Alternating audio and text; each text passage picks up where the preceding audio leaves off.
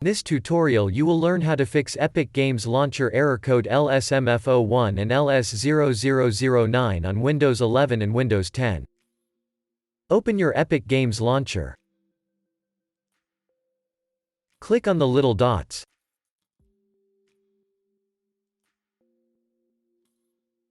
Select Verify.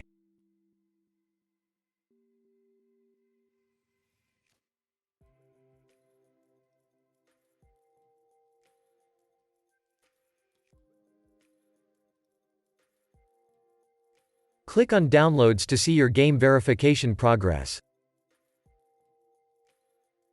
In here you'll see your progress.